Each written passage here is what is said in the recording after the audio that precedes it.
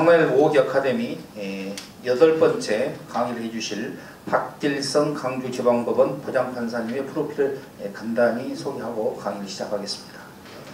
전라남도 보성에서 출생하셨고요. 건국대학교 도박과를 졸업하시고 사법시험에 합격하셨네요. 298명 중에서 6등으로 당당히 합격을 하신 것 같습니다. 93년 사법연수원을 수료하시고 2002년 건국대학교 대학원 석사를 취득하셨고요. 2003년에 영국 옥스퍼드 대학의 연수를 하셨습니다. 경력으로는 93년 부산지방검찰청 검사로 임명이 되셨다가 94년부터 강주지방 판사로 재직하셨고요. 2004년에 강주고등법원 판사, 그리고 2006년 대법원의 재판연구관, 그리고 2008년에 전주지방법원 부장판사, 2009년 사법연수원 교수, 그리고 2012년 강주지방법원 부장판사와 전남대 도박전문대학원에 출강을 하셨고요. 2013년 강주지방법원 순천지원장을 역임하시고 2015년부터 현재 강주지방법원 부장판사로 재직하고 계십니다. 저서로는 꿈을 키우는 행복한 걷기가 2016년에 출간하셨고요. 오늘 강의를 해주실 주제는 법관과 재판에 대한 올바른 이해, 그리고 지혜로운 CEO들의 고품격 걷기 철학에 대해서 강의를 해주실 저희 박길성 부장판사님 모시겠습니다. 뜨거운 박수 부탁드립니다.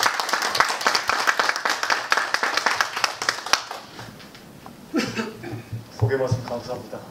식사들 잘 하셨습니까? 네.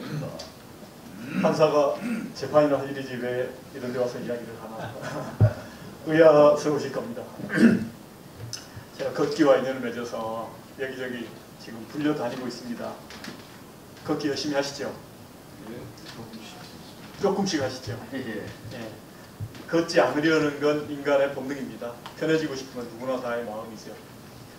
그런데 저는 걷기를 한 덕택에 어렸을 적에는 엄청 약골이었는데, 그냥 약골이 아니라 모태 약골이었는데 걷기 덕택에 아프지 않고 살고 있습니다.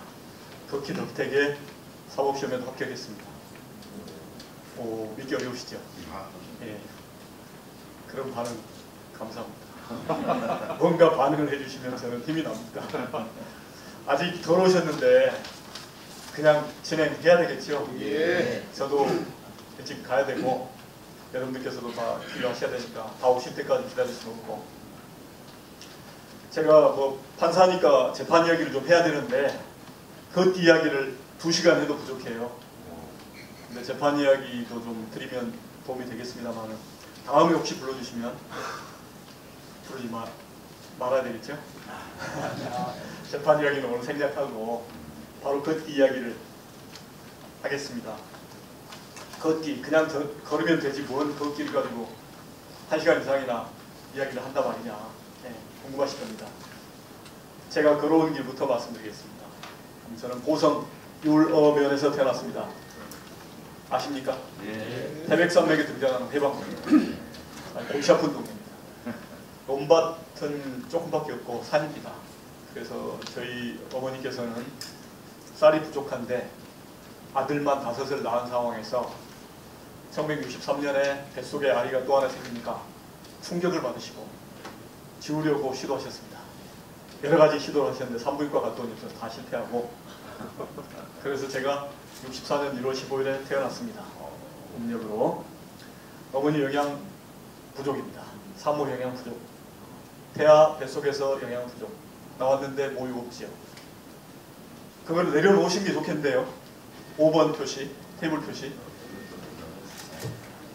그래야 저도 얼굴이 보이거든요. 모유가 당연히 없어요. 분유도 없지요. 쌀뜨물 끓인 걸로 연명을 하다 보니까 장기가 제대로 바르게 안 돼서 일찍 나갔습니다. 안 죽고 산 게 신기하더랍니다. 2004년에 어머니께서 돌아가시기 전까지 그 얘기를 수도 없이 제게 많이 반복해 주셨습니다.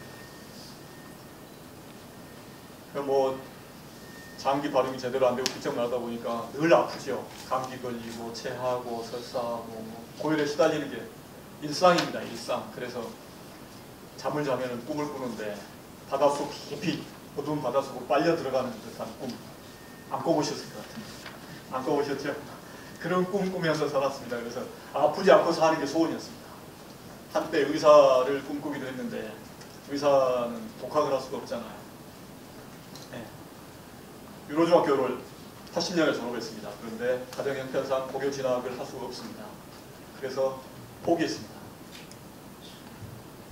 건국대입니다. 건국대 등록금 안 내고 다니기로 하고 서울에 올라갔습니다. 결연 단식입니다. 서울에 아무도 없어요. 도와준 사람. 등록금 말고 다른 돈이 필요하잖아요. 알바 자리 찾으러 다니고 뭐 알아보고 알바하고 하느라고 밥 제때 못 먹지요. 공부할 시간 없지요. 1학년은 교양 과목이니까 대충 배웠는데 2학년 1학기 되니까 이제 본격적으로 헌법, 민법, 형법을 공부하는데 이거 뭐 민법 총칙만 봐도 모래알 씹는 것 같아요. 그때는 책도 다 한자입니다. 한 페이지 넘기는데 2시간 이상 걸려요. 목표 찾아보면서. 진도 안 나가요. 뭔지 모르겠어요. 공부할 시간도 없고 밥은 제때 못 먹지요. 밥 살 돈도 없지요. 하루에 2끼 먹는 날이 많습니다. 어려서부터 약골인데 그 지경으로 사니 어찌 됐겠습니까? 위장병, 암포제대 마십니까? 달고 살았습니다. 안 먹으면 체하니까요. 생활을 못하니까. 신경쇠약에 빈혈에 공부해야 되는데 공부를 못하지. 학비 걱정해야지. 우울증에 시달려가지고 만신창이가 되어버렸습니다. 2학년 이렇게 성적표를 받았는데 2.9입니다. 3.0 이상 유지가 돼야 되거든요.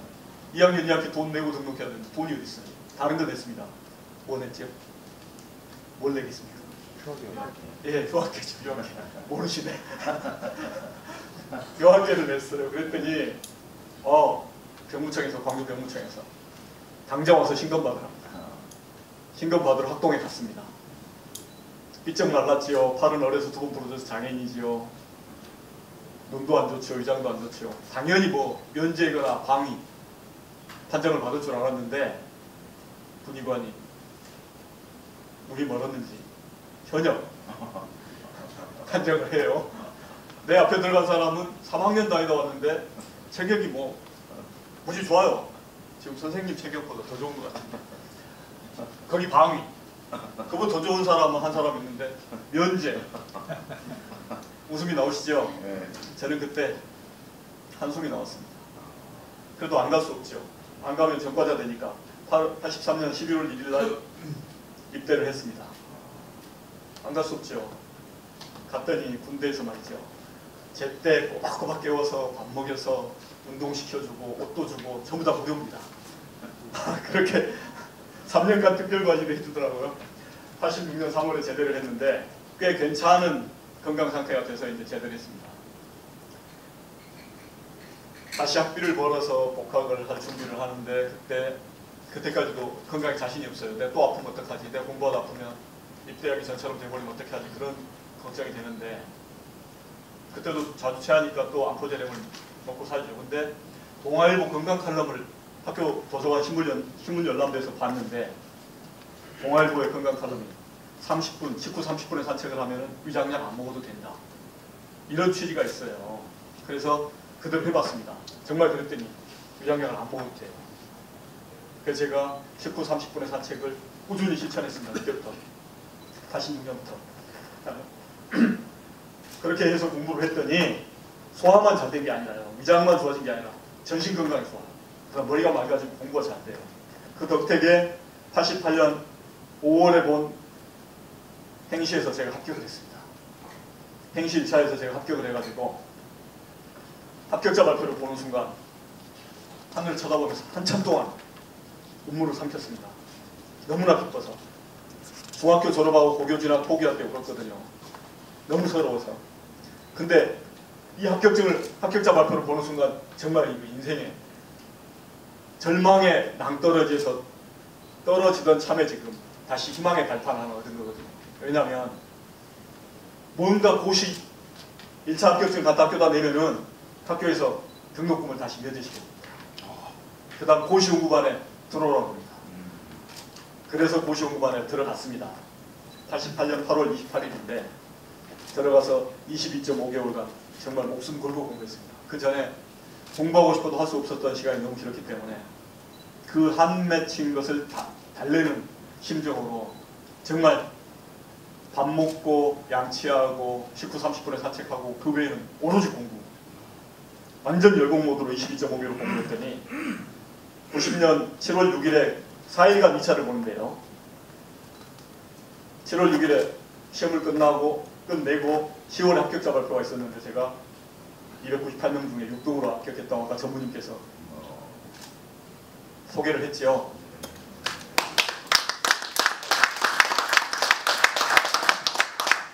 박수치기를 좋아하십니까?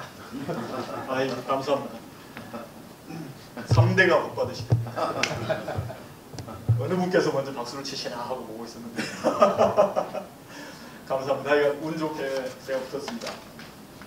이때 만약에 제 합격 못했으면 저 죽었을지도 몰라요.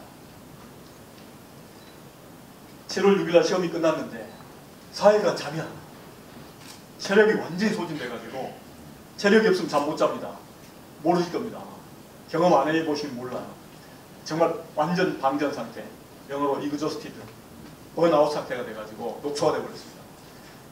그때 합격 못했으면 다음에 또 합격하기 위해서 도전하는 3년 내지 5년 동안 또 녹초가 됐을 텐데 이번에는 아마 재기 불가능했을 겁니다. 왜냐하면 기초 체력이 너무나 약하기 때문에. 지금도 오시면 딱 약골 아닙니까? 약골 맞죠? 이런 남자랑 결혼할 생각 전혀 없죠? 아마 그러실 겁니다. 지금도 약골입니다. 그래서 제가 이 과정에 걷기에 덕을 정말 톡톡히 받고 걷기가 꿈을 키워줬고 걷기 덕택에 꿈을 버리지 않았고 건강을 유지했기 때문에 저는 걷기에 대해서 정말 감사합니다. 정말 마음속으로. 그래서 제가 이제 어렸을 때 꿈이 검사니까 초등학교 4학년 때부터 꿈이 검사였으니까 연수원 마칠 때 진로를 정해야 되거든요. 판사를 할지 검사를 할지. 다들 검사 체질 아닌 것 같다 가지 마라 그러는데 이거 안 해보면 죽을 때 후회할 것 같아서 이쪽으로 지원을 했고 1년 해보니까 그 사람 말이 다른 사람들 말이 맞아요. 그래서 바꿨습니다. 바꿔서 쭉 판사 생활을 해왔는데 2009년에 제가 연수원 교수가 돼가지고 연수원에 들어가서 연수생들 지도를 3년간 했습니다. 그런데 1000명 시대가 되니까 이 친구들이 경쟁이 너무 치열해요. 200등 안에 들어야 판사나 검사로 인정이 됩니다. 그렇기 때문에 목숨 걸고 공부하는데 아무리 걸으라고 말을 해도 안 걸어요. 마음에 여유가 없는 거죠. 걸어야 공부를 더 잘할 수 있는데 그 시간을 못 냅니다. 아무리 설득해도 안 통해요. 그게 글로 적었습니다. 걷기라면 뭐가 어떻게 좋은지, 공부가 또 어떻게 잘 되는지 그때까지 가지고 있던 축적해놓은 자료를 가지고 글을 썼더니 몇몇 연수생들은 읽어보고 좀 따라했어요. 거기에 힘을 얻어서 다시 법원에 돌아와서 재판하면서도 그 글을 몇 분들한테 보여드렸습니다. 그랬더니 그 읽어보신 분들 중에 어느 분이 그걸로 강연을 좀 해달라. 그래서 강연을 시작하게 됐는데 강연을 하다 보니까 또 강연 들으신 분들께서 자료 원고를 제가 다 드렸거든요. 그랬더니 이 원고를 좀 여러 사람들이 보면 좋겠으니까 책으로 내자 그래서 작년에 책을 냈습니다. 그 제목이 꿈을 키우는 행복한 걷기인데 제가 걷기 덕택에 꿈을 키웠고 그래서 꿈을 키우는 걷기고 걷는 동안 제가 제일 행복하기 때문에 행복감을 가장 강하게 느끼기 때문에 행복한 걷기라고 제목을 붙였고 이 여기에 도움이 되지 않을까라는 생각이 들어서 제목을 이렇게 정했습니다. 그런데 작년 6월에 출간을 했는데 아무도 안 봐요. 내용도 재미가 없고 유익하긴 하지만 재미가 없고 그 다음에 제목이 너무 길어서 곤란하다라고 출판사에서 이야기를 해서 올해 제목을 좀 줄였습니다. 꿈을 키우는 걷기라고 개정판을 내놨습니다. 이 내용을 가지고 지금부터 말씀을 드릴 건데요. 2시간 해도 좀 부족합니다. 제게 주어진 시간이 70분이었다가 90분으로 늘어났는데요. 다들 가셔야 되고 제가 이 책의 내용을 가지고 말씀을 하려면 시간이 너무 부족해서 좀 빨리 진행할까 합니다. 여러분께서 이해력과 이해심이 출중하시기 때문에 다 이거 받아들이실 줄 알고요. 좀 빠른 속도로 진행하겠습니다. 걸을 수 있다는 것 축복이죠. 누구나 다 압니다. 누구나 다 알아요. 뭐 사고를 당한다든지 감염이 됐다든지 해서 들어 눕게 되면 더 이상 걸을 수 없게 되면 절단을 하는 수도 있잖아요. 제 주변에도 계신데 걸을 수 없게 되면 이제 그때는 저거 떠올립니다. 목숨 걸고 걸으려고 재활치료를 합니다. 그런데 그렇게 되기 전까지는 이건 그냥 망각되는 명제고 대체로는 그 반대로 편안하게 살고 싶죠. 그래서 이것을 하지요. 이건희 회장처럼 돈이 많아서 이걸 타면 얼마나 좋겠습니까? 돈도 없는데 이걸 막 할부로 사가지고 타는 사람들도 있어요. 그리고 저것을 현관에서 가장 가까운 곳에 파킹하죠. 건물 안에 들어가면 또 승강기를 타죠. 3걸음 이상 걸으면 안 되잖아요. 3걸음 이상 걸으면 절대 안 돼요. 이게 삼보승차 아닙니까? 3걸음 이상은 뭔가를 탄다. 네. 편안함을 추구하는 건 인간의 본능이죠. 아니, 모든 생명체의 본능일 겁니다. 그런데 편안함을 추구하는 그 본능을 억제하지 못하면, 극복하지 못하면 곤란한 상황이 오죠. 네, 이게 대표적인 증상입니다. 편안함을 추구할 때 생기는 증상. 이코노미 클래스 증후군. 비행기 3등석에 타면 고관절, 무릎, 발목이 세 군데가 90도 이상으로 접힙니다. 지금 여러분들께서도 그렇게 하고 계십니다. 30분 이상 드는 자세로 앉아 계시면 발바닥까지 내려갔던 피가 발가락에서 심장으로 다시 올라가는 게 힘들어집니다. 혈전이 점점 커져서 자기들끼리 뭉칩니다. 이렇게 됩니다.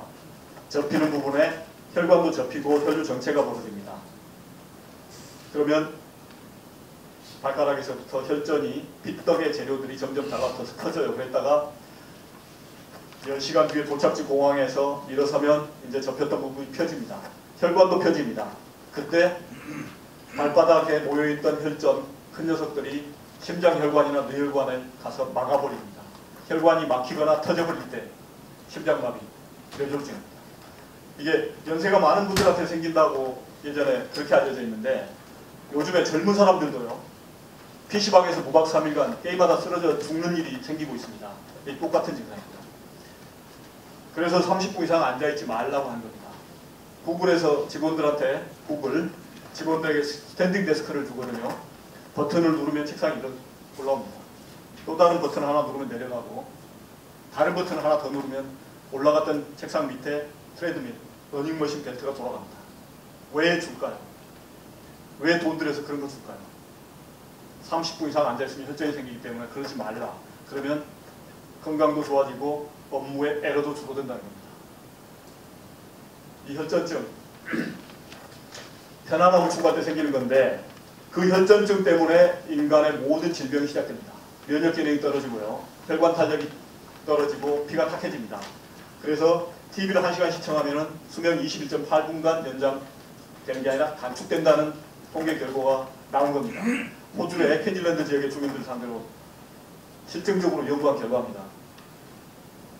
반대로 움직이면 수명이 늘어납니다. 계단을 2칸 걸어 올라가면 수명이 얼마나 연장될까요? 8초간 연장됩니다. 8초. 네. 컨닝하는 것도 좋은 공부 방법입니다. 순간 예습이라고.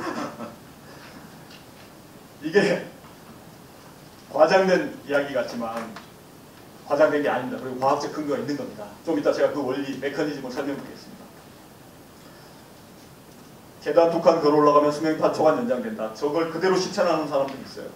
여기 이 병원의 의사와 간호사들은 이렇게 승강기를 타지 않고 종일 이동할 때 계단을 이용합니다. 어딘가요? 다 건강에 자신만만하시죠? 그러니까 건강 칼럼 정보가 와도 잘 안 보시죠?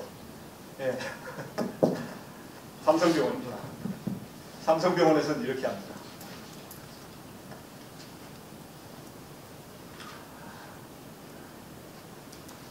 또 다시 움직이지 않을 때의 병폐를 말씀드리겠습니다. 움직이지 않으면 수명이 저렇게 줄어드는 정도가 아니라 아예 죽인다는 겁니다. 시팅 스케일링 후. 앉아있으면 죽는다는 겁니다. 시사주간지 뉴스위크하고 양대산맥인 타임이 뽑아낸 기사입니다. 자, 이 기사는요. 펜티온닷컴에서 낸 기사인데 보십시오. 앉아있으면 사망 위험이 40% 증가한다는 겁니다. 저것도 결국은 근본 이유는 피가 탁하기 때문입니다. 피가 탁해지기 때문에 앉아있는 시간이 길어질수록. 누죽걸산. 예, 누우면 죽고 걸으면 산다. 와, 수제자. 감사합니다. 안죽걸산이거든요. 원래 제가 들은 말은 앉아있으면 죽고 걸으면 산다인데 제가 거기다 좀 더 나가서 누우면 죽고 걸으면 산다고 바꿨습니다. 앉아있거나 누워있으면 결국 이렇게 됩니다. 편안함을 추구하는 것은 인간의 본능인데 결국 피를 탁하게 하거든요. 가만히 움직이지 않고 있는 건 식물입니다. 식물. 동물은 움직여야 됩니다. 너무 많이 말고 적당히 움직여야 되는데 식물처럼 편안하게 있으면 결국 편안하게 영원히 누워있게 되는 수가 있습니다. 그게 바로 식물인간 아닙니까? 너무 표현이 거시기였나요? 수시로 움직여줘야 되는 겁니다. 우리 사람도 동물이기 때문에. 구체적으로 말씀드리겠습니다. 이게 뭔가요? 아, 좋아요. 계속 보면서 그렇게 하시죠. 그게 가만히 있는 것보다 훨씬 학습 효과가 좋습니다. 여러분들의 자녀나 손주들도 눈으로만 그냥 선생님 설명만 듣는 것보다 자꾸 움직이는 게 공부 잘하는 방법입니다. 그냥 혈관이 아니라 모세혈관입니다. 이 모세혈관. 털모자 가늘새자입니다. 털처럼 가늘다는 뜻입니다. 머리카락의 7분의 1 사이즈입니다. 머리카락의 사이즈가 얼마입니까? 네, 머리카락의 직경 다이아미터. 사이즈 말고 다이아미터. 50에서 70 마이크로미터입니다.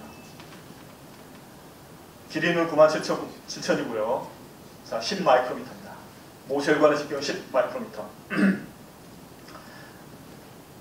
머리카락 만져보세요. 그 7분의 1 사이즈의 호스 안에 피가 흘러다녀야 되는 겁니다. 근데 피의 성분이요. 적혈구, 백혈구, 혈소판, 혈장 4가지입니다. 적혈구만도 8.5입니다. 그런데 이게 정상일 때 그렇다는 거고 노르모사이트. 커져버릴 수도 있어요. 몸에 이상이 생기면 12가 될 수도 있습니다. 매크로사이트입니다. 작아질 수도 있어요. 4로.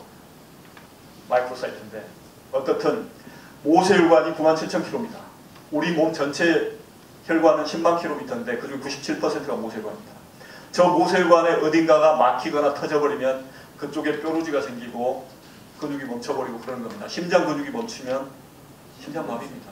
네, 심근경색이고 심장마비입니다. 이 모세혈관이 건강해야 우리 몸에 문제가 없는 겁니다. 지금 가뭄이 심해서 노래 물을 못 대고 있는데요.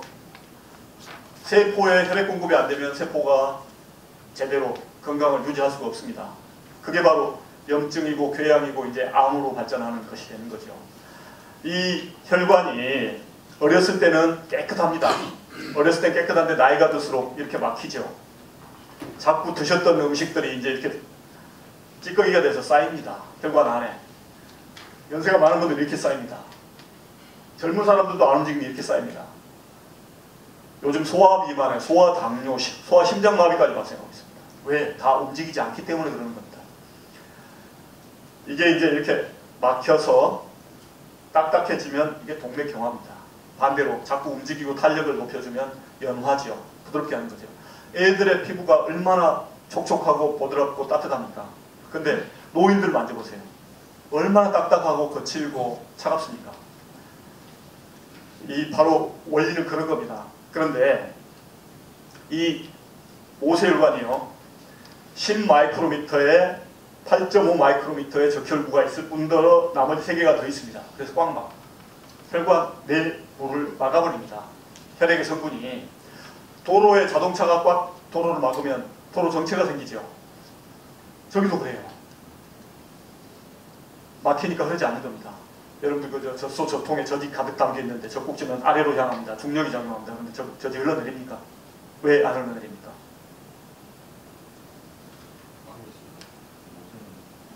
예, 그 우유 입자가 유선보다 굵기 때문입니다. 우유 입자가 유선보다 굵기 때문에 자동으로 막아버립니다. 우리 생명체 동물들도 마찬가지입니다. 안 움직일 때는 잘 흐르지 말라고 그렇게 한 겁니다. 신호대기 중에 고급 자동차들 엔진 멋잖아요. 연료 소비를 너무 많이 시키면 안 되기 때문에 인간도 그렇고 다른 동물들도 그렇습니다. 안 움직일 때는 에너지를 축적시켜야 됩니다. 그렇기 때문에 안 움직일 때는 혈액순환이 정체되는 겁니다. 그런데 늘 그렇게 있기 때문에 문제가 되는 겁니다. 현대인들이 계속 앉아있기 때문에 이게 심해지는 겁니다. 그런데 송아지가 빨아먹으면 젖이 나옵니다. 그때 왜 나옵니까? 수축과 팽창입니다. 수축과 팽창에다가 압력, 흡입력 이 작용하기 때문에 젖이 흘러나오는 겁니다. 마찬가지로 우리가 가만히 있을 때는 피가 잘 안 흐릅니다. 그런데 이렇게 움직이잖아요. 그러면 근육이 수축과 팽창을 하기 때문에 혈관도 수축과 팽창이 되는 겁니다. 그래서 운동을 할 때 혈관의 수축과 팽창 덕택에 혈액순환이 빨라진답니다. 이게 바로 이샤라 유미라고 하는 일본인 의사가 찾아낸 원리입니다. 이 사람이 젖자기 효과라고 이름을 붙였어요. 운동할 때 혈액순환이 빨라지는 그 메커니즘의 이름을 밀킹 액션이라고 붙인 겁니다. 걸으면은 그래서 혈액순환이 활성화됩니다. 혈류가 개선되지요. 피가 깨끗해집니다. 고인 물이 썩죠? 근데 저 계곡에 흐르는 물 보세요. 얼마나 깨끗합니까? 피도 마찬가지입니다. 열심히 흘러야 깨끗합니다. 혈관 세척의 기능까지 있고요. 걸으면, 운동을 하면, 그리고 독소가 배출됩니다. 몸 안에서. 그렇기 때문에 면역 기능이 활성화됩니다. 백혈구가 재기능을 할 수가 있거든요. 이 혈관 탄력이 좋아지니까 젊은 혈관을 유지할 수 있습니다. 의학 기술이 좋아져서 모든 신체 장기를 거의 대부분 지금 교체할 수 있죠. 심지어 줄기세포로. 그런데 혈관만큼은 불가능합니다. 혈관은 내 것을 잘 감수해야 됩니다. 그래야 다른 장기에 문제가 생기더라도 그걸 극복할 수 있죠. 이렇게 걷기가 좋은 건데 현대적 메커니즘은 몰랐지만 옛날 분들도 다 걷기가 최고의 보약이라고 했습니다. 약보보다는 식보가 낫고 식보보다는 행보가 낫다. 무슨 뜻인지는 아시죠? 어느 분의 말씀입니까? 네? 솔로몬. 아, 안타깝네요. 그건 세 번째 말을 했던 사람이고요. 이건 한국 사람입니다. 허준 선생님이 동의보감에 하신 이야기, 동의보감에 남기신 이야기고요. 저기 히포크라테스는 이런 얘기를 했습니다. 걷는 것은 인간에게 최고의 보약이다. 고대에 이미 그렇게 이야기했고요. 가장 안전하고 이상적인 운동이 걷기다. 이게 바로 솔로몬 박사의 이야기입니다. 예. 걷기를 기본적인 그 과학적 메커니즘은 몰랐지만 해보니까 좋더라고 해서 꾸준히 실천하고 생활화한 분들이 있죠. 칸트, 대표적인 인물입니다. 칸트, 베토벤, 음악가나 대통령들 이런 분들도 걷기를 통해서 아이디어를 얻어내고 영감을 얻고 그렇게 했죠. 예, 걷기를 뭐 선현들도 꾸준히 했던 건데요. 걷기 효과가 머리에서 발끝까지 육체적인 신체적 효과만 해도 10가지, 20가지가 넘습니다. 이걸 이따 말씀드릴 거고요. 이 건강하게 살기 위해서 운동을 합니다. 그런데 거의 대부분의 운동이 특히 서양 사람들이 개발해낸 운동들은 과시운입니다. 남에게 보여주기 위해서 식스팩도 만들고 뭐 이두박근, 삼두박근 만들고 그 다음에 기록갱신용, 승부 이런 것에 초점을 맞춰서 정신건강을 오히려 망치는 경우가 있습니다. 운동을 하다가 정신건강이 망가지는 경우가 있는데 걷기를 하면은 정신건강을 높일 수 있습니다. 최고의 수행 방법이거든요. 자기 자신을 돌아볼 수 있는 것, 인격자가 될 수 있는 방법, 바로 걷기입니다. 거기다가 더해서 사회적, 환경적, 재정적 효과까지도 있죠. 네, 사색과 명상입니다. 철학자들이 그랬고 아까 음악가도 그랬고 대통령도 그렇죠. 서양 사람들은 그렇게 내세우면서 그러는데 우리 선조들은 조용히 걸었습니다. 예, 행선, 걷기를 행선이라고 하는데 사색과 명상의 방법이 참선 아닙니까? 스님들이 앉아서 하는 걸 좌선이라고 하는데 걸으면서 하는 참선을 행선이라고 하죠. 행선의 효과가 좌선의 효과보다 더 좋다는 거죠. 그 스님들도 앉아서만 참선을 하는 게 아니라 그 산속을 오솔길을 산책을 하시면서 솔잎을 이렇게 껌처럼 씹어 드시면서 그렇게 명상을 하셨죠. 그래서 걷기를 하면은 자아 성찰을 할 수 있고 분노 조절을 할 수 있고 이성을 회복할 수 있다는 거죠. 가정의 평화나 사회의 평화도 전부 다 걷기를 통해서 얻을 수 있을 겁니다. 벨기에에서는 이 비행청소년들, 우리로 말하는 소년원생들을 걷기 프로그램에 참가시킵니다. 그러면 그 사람들 중 60%가 사회복귀에 성공한다는 겁니다. 한 번 잘못된 길로 들어서면은 정상으로 다시 돌아오기 굉장히 힘듭니다. 60%는 높은 수치입니다. 벨기에에서 이렇게 하고 있고 우리 가정법원들도 이렇게 하고 있습니다. 대전가정법원에서 지금 3, 4년째 이렇게 하고 있고요. 독일에서는 엄마들이 자녀들을 학교에 걸어서 가도록 합니다. 그런 캠페인을 해요. 걸어가는 동안 친구하고 말동무도 하고 사회성도 키우고 육체적 정신적 건강도 도모하라는 뜻이죠. 근데 우리나라 엄마들은 저렇게 안 합니다. 독일제 자동차를 사다가 태워다 주죠. 참 생각해 볼 일인 것 같습니다. 신체적 효과 머리에서부터 시작하겠습니다. 걷기가 간단한 것 같지만 간단한 게 아닙니다. 머리 쓰는 작업입니다. 걷기를 하는 동안 오감을 통해서 길바닥 상태라든가 기타 등등의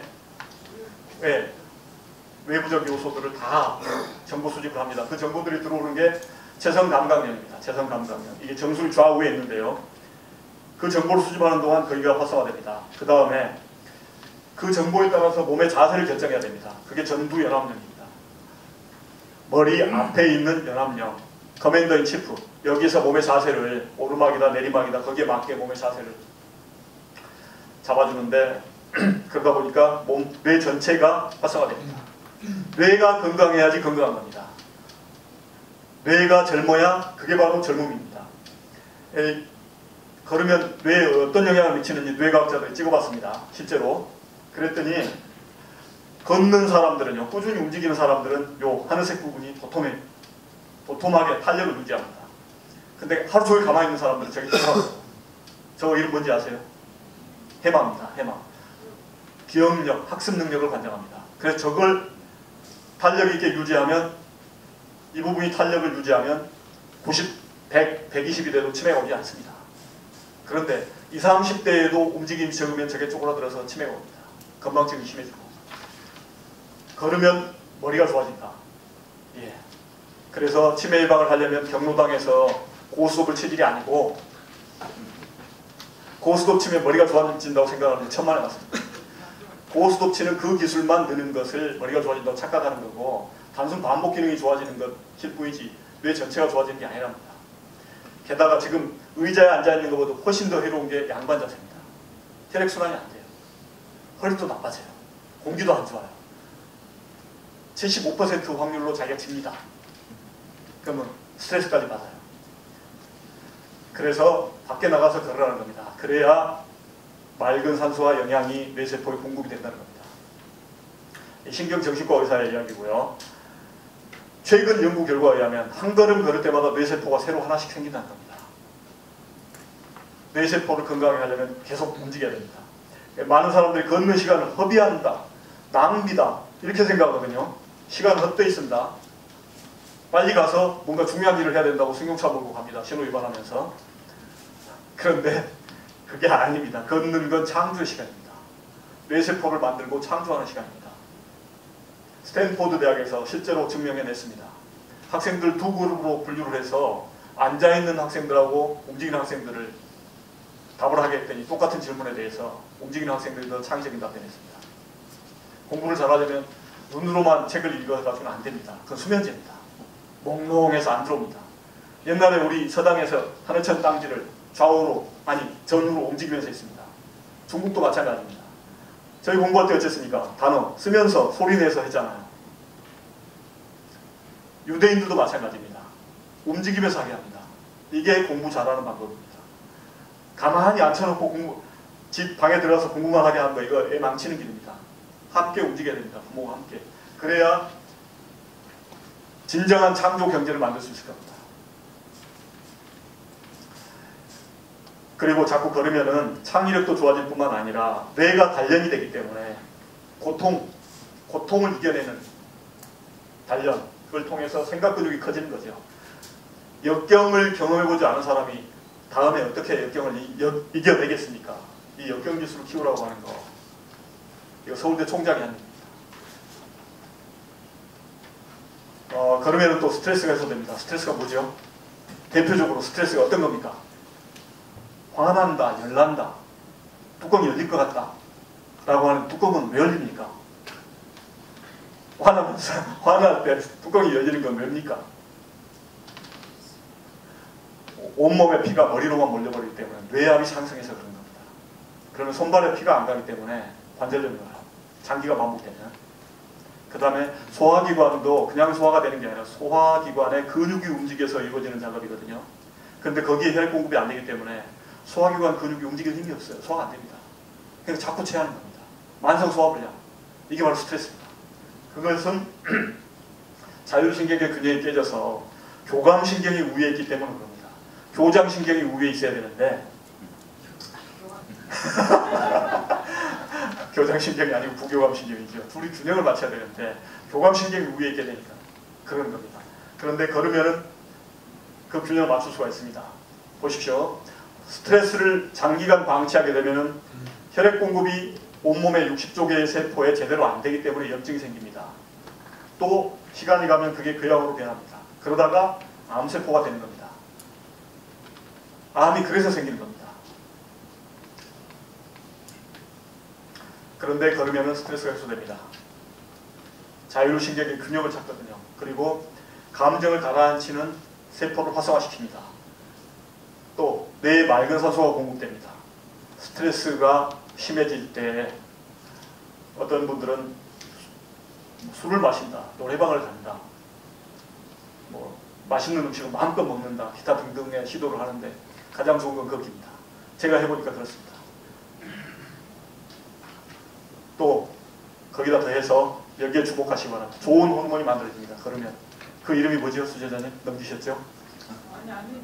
세로토닌. 예, 세로토닌입니다. 세로토닌이 많이 만들어집니다. 세로토닌 스펠링은 저렇고요. 별명은 행복물질, 공부물질 조절물질입니다. 몸속에 세로토닌이 많으면 행복감이 충만합니다. 그리고 공부도 잘 됩니다. 안 시켜도 공부합니다. 아이가 행복감이 넘치면 자존감이 높아져서 자기의 미래를 스스로 설계하고 계획 짜고 그쪽으로 실행합니다. 근데 그게 안 되면 자꾸 부모한테 야단만 맞고 자존감이 떨어지고 그러면 스트레스가 심해지고 행복감이 줄어들기 때문에 공부가 안 됩니다. 그런 아이들은 햇볕쬐면서 걷기 해야 됩니다. 뭔가 인센티브를 줘야죠. 그러면 공부할 수 있을 겁니다. 아까 벨기에에서 효과를 본 것도 이치적으로는 그런 것일 겁니다. 세로토닌이 부족하면衝동이 심해집니다. 폭력 성향이 강해집니다. 그리고 우울증도 심해집니다. 그런데 반대로 세로토닌이 많아지면 저게 다 좋아집니다. 세로토닌을 늘리는 방법 가장 좋은 건 햇볕쬐면서 걷는 거고요. 그게 안 되면 아름다운 음악을 들으면서 명상을 하는 거랍니다. 우울증에도 걷기가 좋다는 게 미국과 독일의 연구 결과입니다. 시간 관계상 바로 가겠습니다. 햇볕을 20분만 매일 쬐줘도요. 기분과 식욕이 좋아지고 잠도 잘 잔다는 겁니다. 우울증도 완화가 되고요. 우울증을 요즘 뭐 약으로 다스리는 시대가 왔는데 약에만 의존하면 점점 해가 갈수록 약이 늘어납니다.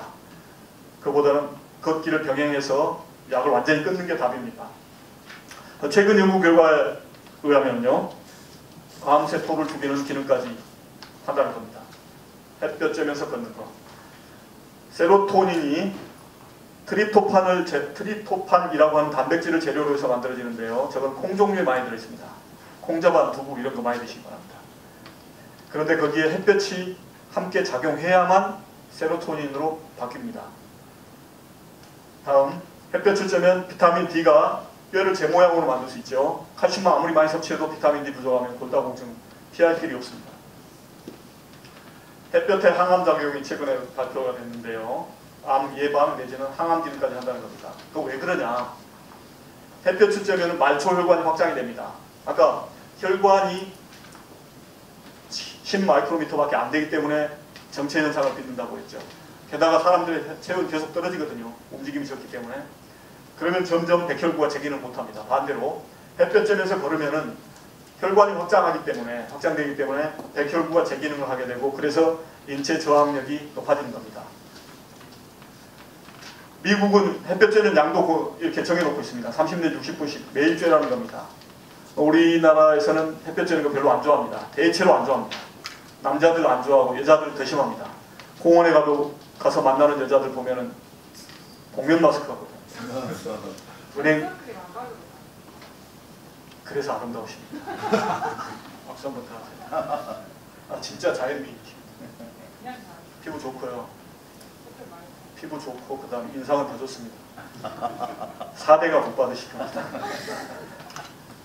그래서 한국 여성의 92.0%가 이렇게 햇볕 부족입니다. 홍면 마스크 하고 다니는데요. 그리고 아예 안 나가는데요.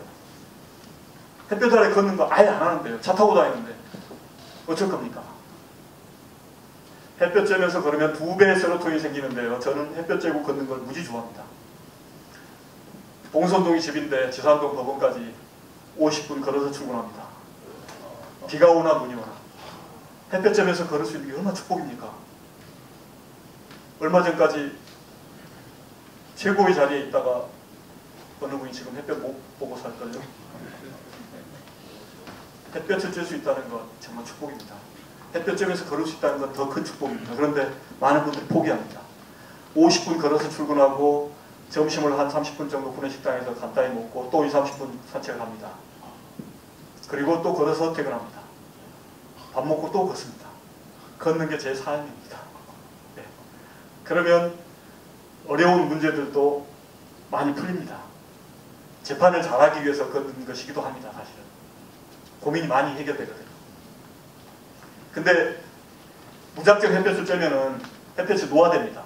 거칠어지고 타지고 거칠거칠해지다가 나중에는 이제 스킨 트러블이 나중에는 암까지 유발합니다. 특히 자외선 지수가 너무 높을 때는 조심해야 됩니다. 10시에서 2시 사이를 조심하라고 하는데요. 저거 요령 있게 하면 됩니다. 3 내지 5분 정도는 햇볕을 쬐고요. 3 내지 5분 정도는 그늘로 들어가거나 모자를 쓰거나 양산을 쓰거나 불판 위에 고기를 뒤집어 주듯이 좋은 반응입니다. 무슨 포인트인데 안 놓치셨어요. 또 악수 한번 또 악수 한번 이제 5대가 못 받으실 겁니다. 우리나라 사람들 너무 근엄해요. 항상 심각해요. 방할 준비를 하고 있는데 웃을 준비를 안 하고 있습니다. 그래서 건강이 망가집니다. 자기 스스로 억누르거든요. 혈관도 억눌리거든요. 연속 노출 시간을 그렇게 3 내지 5분씩 조절해서 하면은 햇볕을 30분 이상 쬐면서도 아무 문제가 안 생깁니다. 건강한 피부를 유지할 수가 있죠. 걸으면 폐기능 좋아집니다. 뭐 두말할 말이 필요가 없죠. 매년 이렇게 30대 이후에 폐가 쪼그라듭니다. 안 움직이면요. 근데 반대로 움직이면 이렇게 폐활량을 늦을 수 있습니다. 90세 어느 노인이 백두산 올라갔는데 쉬지 않고 올라갔어요. 숨가쁘지 않고. 그분은 꾸준히 걸은 분입니다. 그런데 30대들도요. 지금 계단을 못 올라가요. 안 움직이니까요. 걸으면 신진대사 기능이 촉진됩니다. 신진대사가 뭔가요? 신진대사. 사면대사의 동생. 신진대사는 사면대사의 동생이 아니고 새 신자, 뭔가 새로운 것이 들어와서 진을 치고 대체물이 버려진다는 뜻입니다. 공기가 새 것이 들어와서 순환하고 나가고 음식도 새 것이 들어와서 소화흡수 분해되고 나가고 세포도 새 것이 생기고 한 것이 나가고 우리 머리카락 자르고 손톱 깎고 하는 거 다 신진대사의 흔적들이죠. 걸으면은 기혈순환이 되니까요. 한의학에서 말하는 기혈순환이 되니까 이게 영어로는 메타볼리즘입니다. 다른 표현 리플레이스먼트, 교체하는 거죠. 거기다 더해서 걸으면은 텔로머레이스가 활성화됩니다. 텔로머레이스 수제전 들어보셨습니까? 처음 들어보셨어요? 이게 바로 불로초입니다. DNA 길이 조절 요소인데요. 걸으면 이게 활성화돼서 DNA를 노화되려고 하는 DNA를 신속히 복원합니다. 그런데 이 텔로머레이스가 언제 생기냐? 과격한 운동을 할 때는 안 생깁니다. 가만히 있을 때도 안 생깁니다. 적당한 움직임, 걷기 정도 할 때 가장 많이 생깁니다. 저거를 그래서 공짜 불로초라고 하는 겁니다. 많이 걸으시면 신진대사가 좋아지고 젊어진다는 겁니다. 그리고 걸으면 만성 피로가 해소됩니다. 아까 말씀드렸던 밀킹 액션 덕택에 혈관 탄력이 좋아지고 혈관 내벽에 있던 노폐물이 빠져나가면서 세포의 노폐물도 빠져나가니까 온몸에 독소가 빠져나가서 저렇게 되는 거죠. 만성 피로가 해소되는 겁니다. 이왕이면 피톤치드가 많은 숲에가서 하시면 좋습니다. 피톤치드 뭐죠? 예, 그런 거죠. 피톤, 식물의라는 뜻의 라틴어입니다. 치드, 러시아식 발음인데 영어로는 사이드라고 하죠. 영어로 농약을 페스티사이드라고 합니다. 페스티사이드. 피톤치드는 식물이 자기를 보호 내지 방어하기 위해서 내뿜는 살균 물질이거나殺虫물질입니다. 저 편백나무 숲에가 모기가 없어요. 예, 그런 겁니다. 우리 몸속에 들어오면 염증을 죽입니다. 심지어는 암세포도 죽입니다. 이 덕택의 암을 이겨낸 분들이 있어요. 이따 말씀드리겠습니다. 그러면은 밀킹 액션 덕택에 혈류가 개선되고 혈관 탄력이 좋아지고 피가 깨끗해지니까 고혈압도 좋아지고 동맥경화도 좋아집니다. 고혈압이 뭔가요? 혈관이 어딘가가 막혀서 심장이 펌핑을 할 때 그쪽 압력이 올라가 버리는 겁니다. 이게 고혈압입니다. 그런데 몸 전체 혈관이 막힌 곳 없이 잘 순환이 되기 때문에 심장이 펌핑할 때 안 올라가는 거예요. 압력이 필요 이상으로 올라가지 않는 거거든요. 그래서 걷기가 고혈압이 좋다는 겁니다. 그 다음에 혈관의 탄력을 높이면서 내벽에 있던 노폐물이 떨어져 나가니까 동맥이 부드러워지죠. 동맥 경화가 아니라 연화가 되는 거죠. 걷기가 이렇게 좋습니다. 그 결과 심장이 부담을 받지 않으니까 걷기를 꾸준히 한 사람들은 심장마비 37%가 예방되는 겁니다. 영국에서 나온 통계입니다. 걷기 덕택에 심장도 좋아집니다. 심장이 그냥 뛰는 것이 아니고 심장 근육이 움직여야지 펌핑을 할 수가 있는데 심장 근육이 움직이려면 심장 혈관이 혈액 공급을 받아요. 이때 그 압력으로 발바닥 끝에 내려갔던 피가 다시 심장으로 올라가는 게 좋아집니다. 발바닥이 펌핑 기능을 하거든요. 그래서 발을 제2의 심장이라고 하는 겁니다. 제가 지금 계속 움직이지 않고 서 있지 않고 움직이고 있죠. 제2의 심장을 활용하고 있는 겁니다. 왜 이러냐면요. 제가 아프면 안 되거든요. 그냥 가장이 아니고 쉬운 넷이죠. 제가 8살짜리가 있거든요. 그러니까 그 녀석이 30살 되면 저는 76이 됩니다. 적어도 76살까지는 온전히 있어야 돼요. 그래서 이렇게 열심히 움직이고 있는 거예요. 걸으면 살이 빠집니다. 달리기 할 때 쓰는 근육은 속근섬이거든요. 빠를 속자입니다. 패스트 트위치 머슬 파이버. 이건 탄수화물을 에너지로 씁니다. 그래서 달리기를 하면 탄수화물이 빠집니다. 그런데 걸을 때 쓰는 근육은 느릴 지자 슬로우 트위치 머슬 파이버입니다. 지방을 에너지로 씁니다. 그래서 20분 이상 걸으면 지방이 연소돼서 살이 빠진답니다. 매사추세츠 대학에서 연구한 결과입니다. 매일 45분씩 일주일에 4번 걸으면 1년 동안 8.2kg 빠진다는 겁니다. 나는 저렇게 열심히 했는데 왜 안 빠지냐? 그렇죠. 적당히 드셔야지. 적당히. 걸으면 내장 마사지 효과로 숙변도 떨어져 나갑니다. 그렇기 때문에 변비가 좋아지고요. 밀킹 액션 덕택에 노폐물이 빠져나가니까 심신이 제 기능을 찾아서 불면증도 해소가 됩니다. 그리고 적당히 걸으면 적당히 피곤하기 때문에 잠도 잘 오죠. 안 움직이면 잠이 올 리가 없죠. 하루 종일 차 타고 승강기 탔는데 피곤하지 않은데 잠이 오겠습니까? 그럼 이제 수면제 드시고 그러면 내년에는 수면제를 더 많이 드시고 예. 걸으면 피부도 좋아집니다. 피부가 이거 겉에만의 문제로 생각되고 있는데요. 그 스킨케어 샵에 가서 팩 아무리 발라도 겉에 있는 노폐물 빼는 거지 몸속에 있는 노폐물을 못 뺍니다. 그런데 걷기를 하면은 밀킹 액션 덕택에 세포와 혈관 속에 있는 노폐물이 빠져나가면서 겉에 있는 세포도 다 건강해진답니다. 열심히 걷는 분들은요. 고기 많이 안 드시고 술, 담배 안 하시면서 걷기를 꾸준히 하시는 분들은 얼굴이 투명하다고 합니다. 이슬 같은 이형에 산소 같은 이형에 얼굴을 유지할 수 있다는 겁니다. 그게 바로 이겁니다.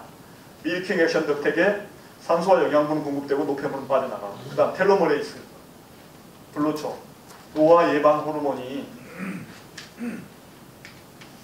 노화를 억제시키면서 다시 젊음을 찾아오는 거죠. 이게 바로 밀킹 액션 걷기의 피부 탄력 향상 효과입니다.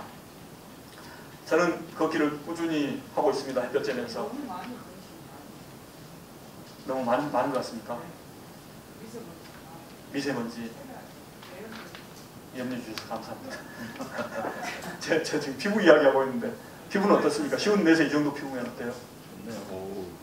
아까 제가 좋다고 했는데 담례를 하시는 차례 괜찮은가요? 좋은 건 아니고 저는 한겨울에도 스킨 로션도 안 바릅니다.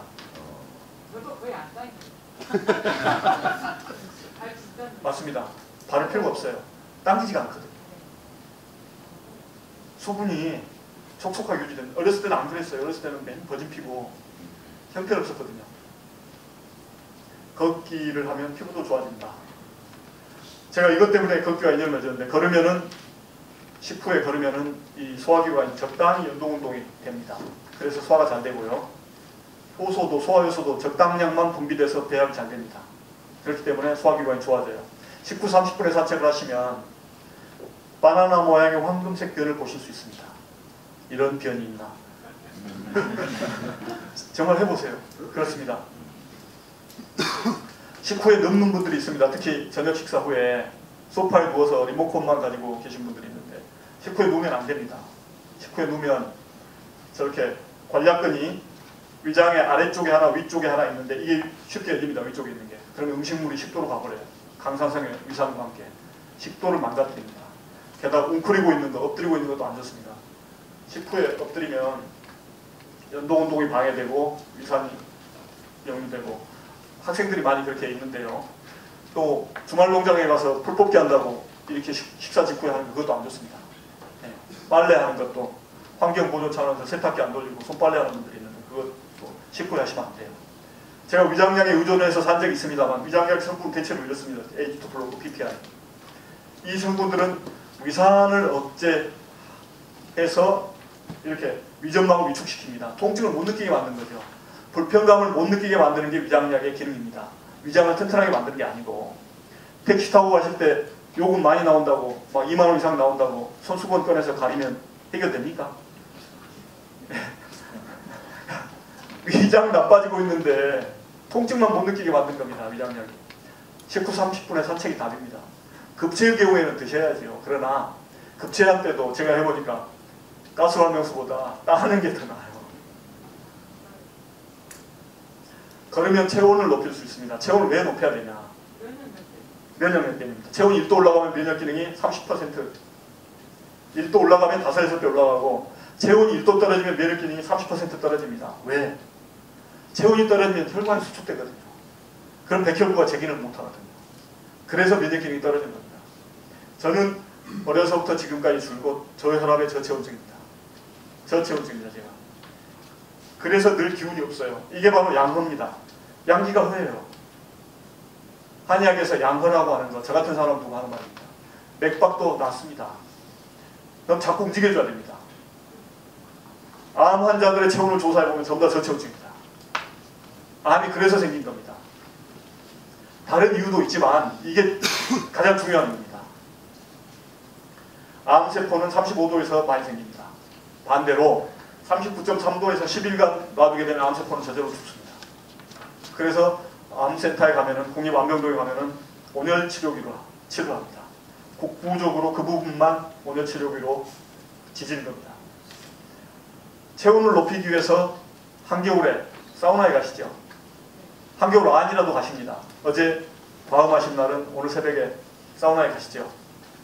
육수를 좀 빼야지 오늘 오후에 한 잔 또 할 수 있잖아요. 근데 사우나에서 땀을 흘리실 때 지독한 냄새가 나든가? 안 납니다. 왜 그럴까요? 밀킹 액션이 없기 때문입니다.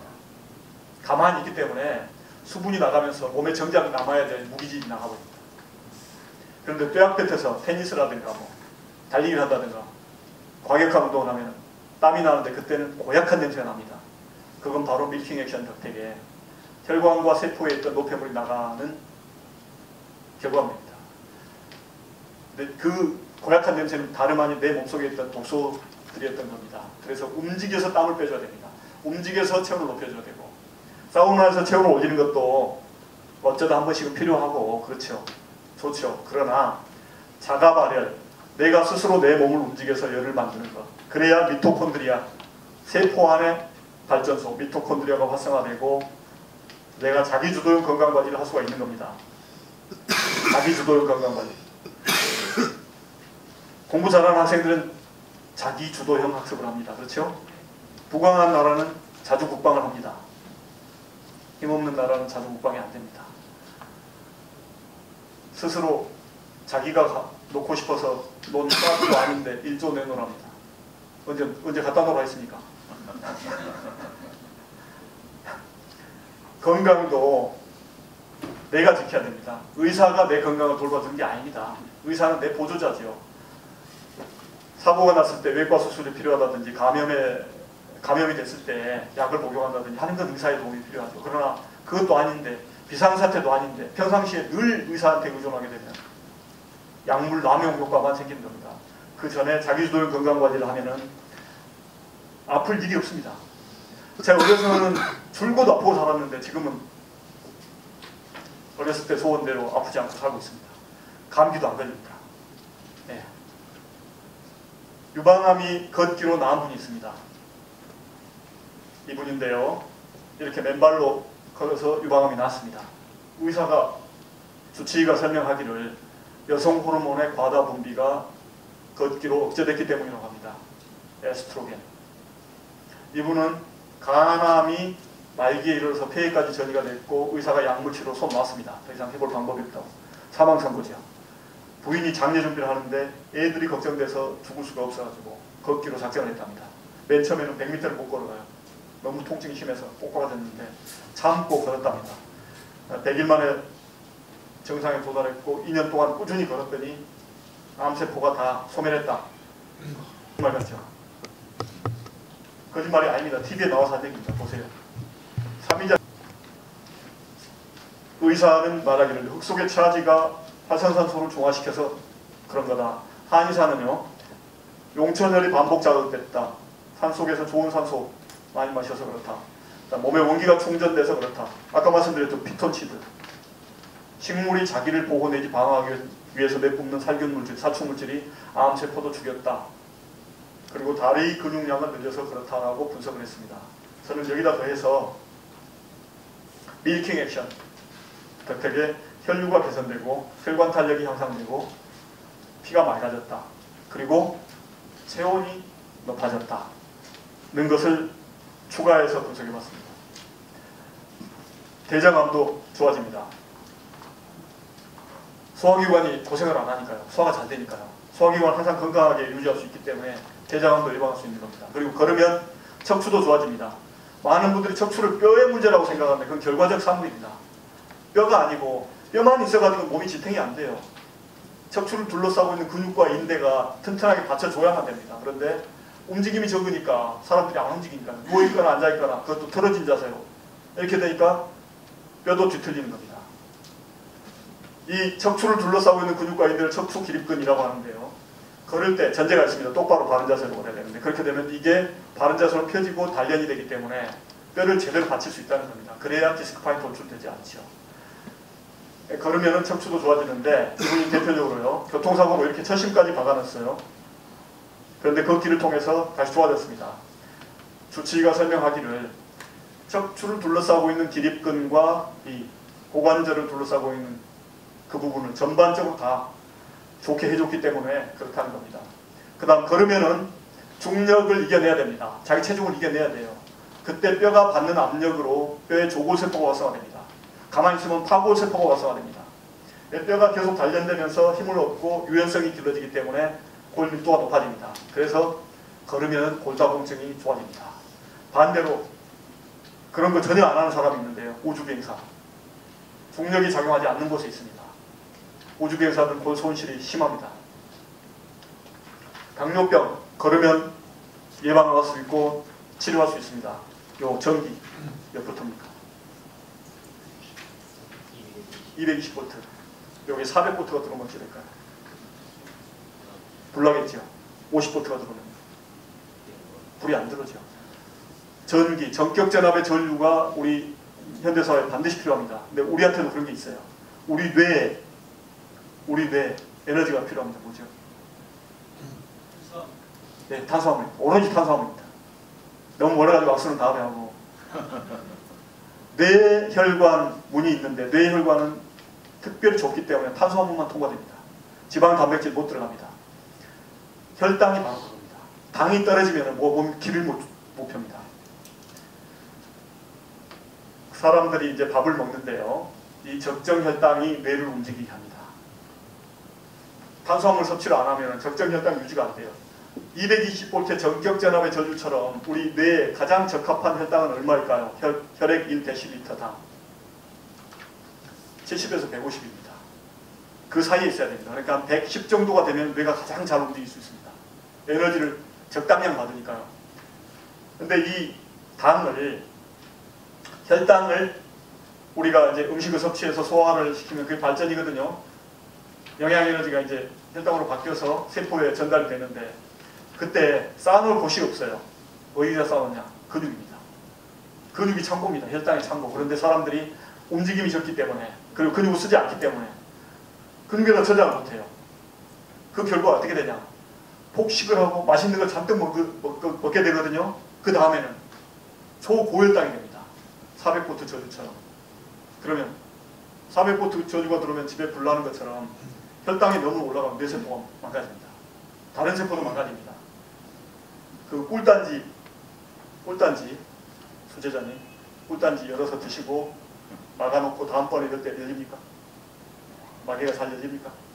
잘 안 열리죠. 그게 끈적끈적한 겁니다. 혈관 속에 피도 끈적끈적하면 그 피가 잘 안 열립니다. 달라붙어요. 게다가 그 설탕물 진한 것 속에다가 천연섬유를 오랫동안 넣으면 어떻게 될까요? 사가버립니다. 세포도 삭습니다. 당이 너무 높으면 사가요. 그렇기 때문에 그 상태를 놔두면 안 됩니다. 우리 몸은 항상성 기능을 유지하기 때문에 맛있는 거 많이 먹고 폭식한 상태에서 고혈당이 되면 그걸 빼버린다.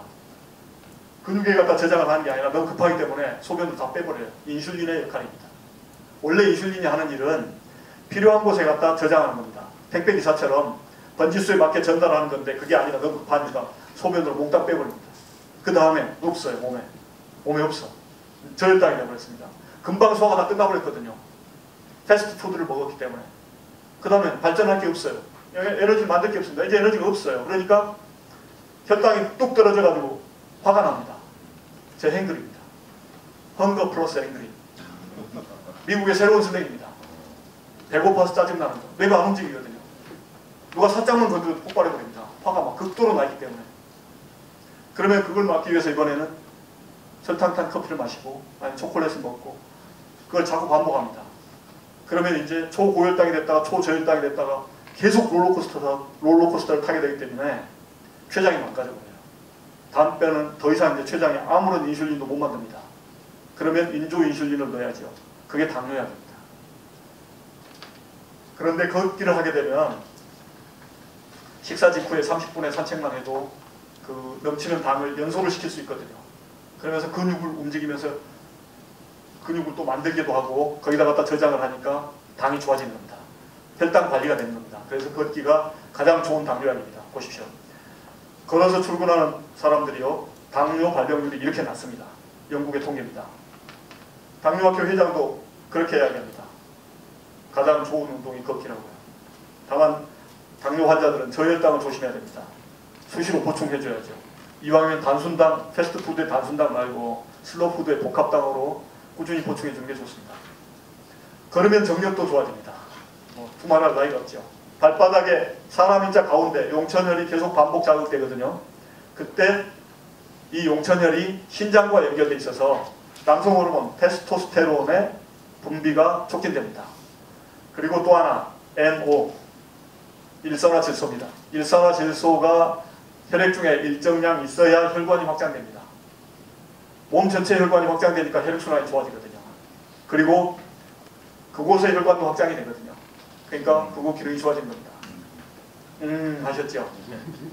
원래 이 일산화질소라고 하는 녀석은 그 심장혈관이 좁아져서 혈액 공급이 제대로 안 되는 심혈관 질환자들을 타겟으로 한 겁니다. 루이스 이그네로 박사가 그 사람들에게 맞는 약을 개발하려고 실험을 하는데 개발 도중에 심장혈관이 확장되기 전에 다른 곳의 혈관이 먼저 확장돼가지고 그쪽으로 틀었죠, 방향을. 그래서 대박이 났죠. 비아그라. 네, 비아그라 개발 과정이 그렇습니다.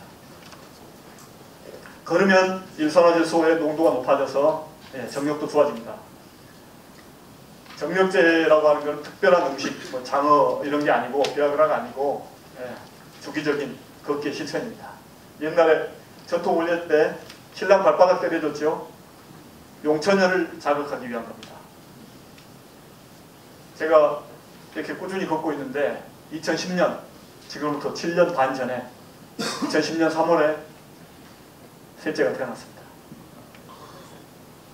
연수원 교수 때인데 연수원 제자들도 그때 애가 태어났습니다. 얼마나 민망했겠습니까. 동료 교수들이 저를 놀려요. 자꾸 걸어다니니까 그런 일이 생긴 거 아닌가. 제가 뭐 정력가는 아닌데 하여간에 그러니까 예? 뛰어다니면 이런 일이 안 생기겠습니까? 아, 예.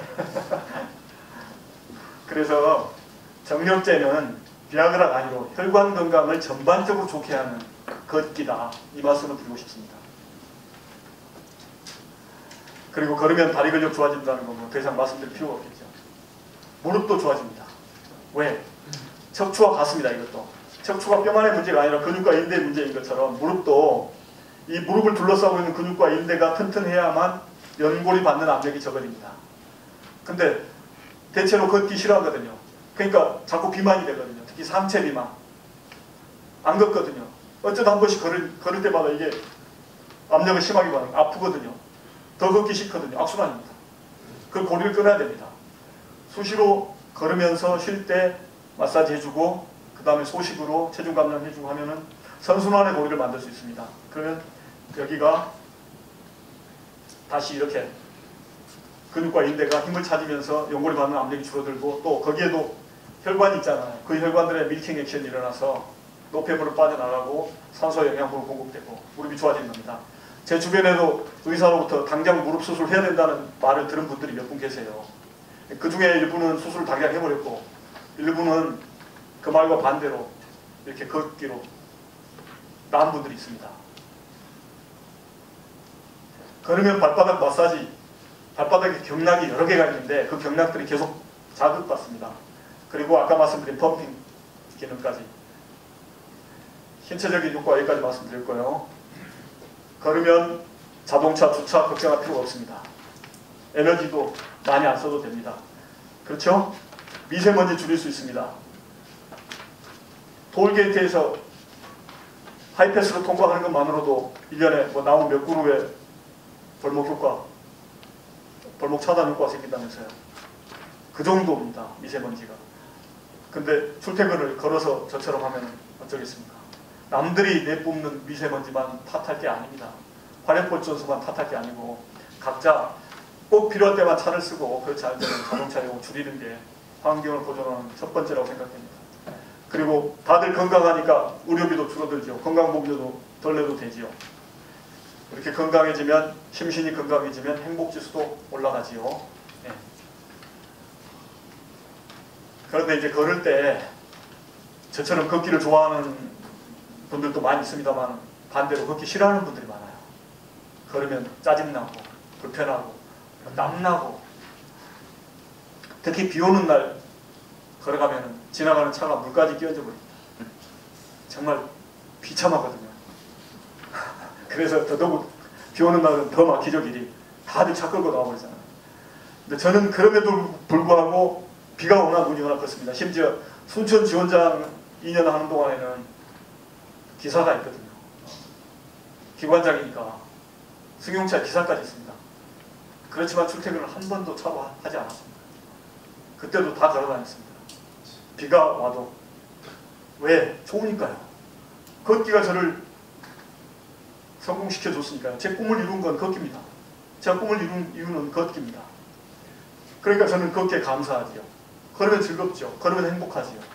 다만 저는 아까 이제 너무 많이 걷는 거 아니냐 염려를 해주셨는데 한꺼번에 많이 걷지는 않습니다. 1시간 이상 절대 못 걷습니다. 약골이라서 못 걸어요. 1시간. 허리 아프고 다리 아프고 1시간 이상 걸으면 그건 고통입니다. 고문이에요. 1시간 내로만 분할해서 걸어야 됩니다. 휴식과 분할을 잘 해줘야 돼요. 안 걸으면 쓰지 않으면 퇴화됩니다. 근육도 그렇고 머리도 그렇고 혈관도 그렇고 안 쓰면 퇴화됩니다. 반대로 너무 많이 써버리면 손상됩니다. 바디빌더들은 너무 많이 씁니다. 바디빌더들은. 그래서 장수하는 사람 중에 바디빌더 한 명도 없습니다. 단백질 과다 섭취가 또 콩팥도 망가집니다. 그래서 분할과 휴식을 해줘야 되고 중용의 도를 가져야 됩니다. 월요일부터 금요일까지 꼼짝을 않다가 어쩌다 한번 주말에 한 달에 뭐 한 번, 1년에 몇 번 산에 가가지고 막 10시간씩 뛰는 분들이 있는데 그럼 집에 못 옵니다. 제 주변에도 계셨습니다. 타고난 강골이고 술도 말술인데 2013년 가을에 지리산에 가셨다가 그만 돌아가셨습니다. 모 아니면 도 안 좋습니다. 우리가 밥을 어떻게 먹습니까? 하루 3번 꼬박꼬박 먹어야 됩니다. 정량을, 정시에. 운동도 마찬가지입니다. 운동이라고 거창하게 생각할 게 아닙니다. 활동을 하루 3끼 꼬박꼬박 정시에 챙겨서 식사하는 것처럼 그렇게 해주면 몸에 문제가 안 생깁니다. 30분씩 식사를 하시죠. 하루에 3번씩. 움직임도 그보다 적어도 많이 해줘야 됩니다. 그럼 아무 문제 안 생깁니다. 제가 해보니까 그래요. 전 지금도 건강연기를 쓰거든요. 운동을 서양 사람들 개념에 맞춰가지고 뭐 들어 올리고 이런 것만 운동으로 생각하니까 그곳에 가서, 그러니까 뭐죠? 헬스장에 가서 할 수 있을 때 그때만 운동이라고 생각하니까 그렇지 않을 때는 아예 안 하게 되거든요. 포기하게 되거든요. 이게 뭐 아니면 도입니다. all or nothing. 할 때는 왕창 해버리고 안 할 때는 안 하고. 이렇게 되면 식사를 보세요. 한꺼번에 10끼 식사를, 아니 10인치를 한꺼번에 드시면 어찌 됩니까? 못 먹기도 하지만 먹는 사람이 있어요. 먹기 대회가 간혹 열립니다. 미국에서 올해 먹기 대회가 죽은 사람이 있어요. 탈납니다. 반대로 굶어도 안 됩니다. 운동도 마찬가지입니다. 꾸준히 운동이라고 할 것도 없어요. 활동만 해줘도 돼요. 하루 3번 식사 직후에 30분씩 산책을 해주고 또 수시로 30분에 한 번씩 일어나서 움직여주고 스트레칭 해주고 스쿼팅 해주고 그것만으로도 피가 맑아지고 혈전의 생성을 줄일 수 있기 때문에 면역 기능을 높여서 아프지 않고 살 수 있습니다. 제가 해봐서 그래요. 제가 해봐서 드리는 말씀입니다. 이게 진정한 운동일 겁니다. 근데 우리 법원도 보면은 한두 층을 올라갈 거면서 거기에 있지도 않은 승강기를 불러가지고 심지어 체력달 운동하러 간다면서 승강기 타고 올라가가지고 예, 좀 그렇습니다. 중용의 도를 갖춰야 되고 근본적인 메커니즘을 좀 알고 했으면 좋겠다는 생각입니다. 시간이 너무 많이 돼버렸네요. 집에 가셔야죠. 바쁘신 분들은 가시고요. 저도 사실 바쁜데 가서 셋째 책 읽어주고 지금 팔자그름 해롭답니다. 11자로 저도 팔자그름 했는데 바꿨습니다. 부단한 노력으로 엄지발가락이 나란히 앞을 보게 걸어야 됩니다. 그래야 몸에 변형이 안 생겨요. 발바닥, 새끼발가락이 약하잖아요. 강한 엄지발가락 쪽에 체중을 실어야 됩니다. 그래야 발바닥에 변형이 안 생기고 무릎도 바깥쪽이 달리는 게 안 생깁니다. 계속 팔자그름 하면 고관절도 열려버린다는 겁니다. 바깥쪽이 먼저 자라서. 내리막길에서 파워워킹을 하면 무릎이 망가집니다. 좋아도 자기 몸에 맞는 시간에 해야 됩니다. 대부분의 사람들은 새벽 운동이 좋지 않습니다.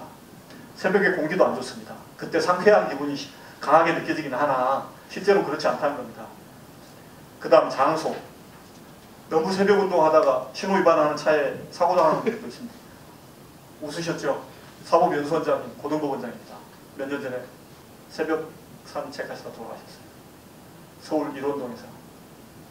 제가 존경하는 분인데 정말 위험한 시간 운동 안 해야 됩니다.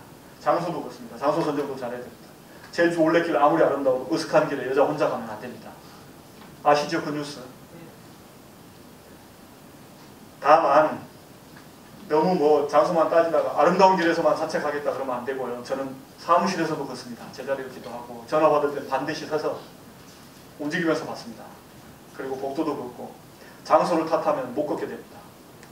티벳 가서 걷고 샌티아고 길에 가서 걷고 올레길 가서만 걷는 분들이 있는데 네. 자기 주변에서 걸어야죠. 음식 이야기 좀 하고 마무리하겠습니다. 우리가 육식을 왜 할까요? 육식을 하는 이유. 몸집을 키우기 위해서인가요? 육식한다고 몸집이 커지는 게 아니랍니다. 코끼리 초식입니다. 체력을 키우기 위해서. 근력이 좋아집니까? 육식하면? 아니라는 겁니다. 달리기를 가장 빨리 오랫동안 할 수 있는 건 말입니다. 말, 초식입니다. 육식을 하면 건강해집니까? 아닙니다. 육체 건강이 해롭습니다. 다만 한 가지 장점은 있습니다. 성장을 촉진시킵니다. 그리고 심리적 만족감을 줍니다.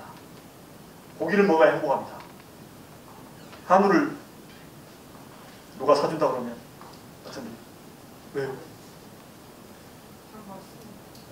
왜 한우 안 먹어요? 고기를 안 좋아합니다. 와 진짜죠? 네. 일단 존경합니다. 개인적으로 좋아합니다. 돼지고기 아닙니까?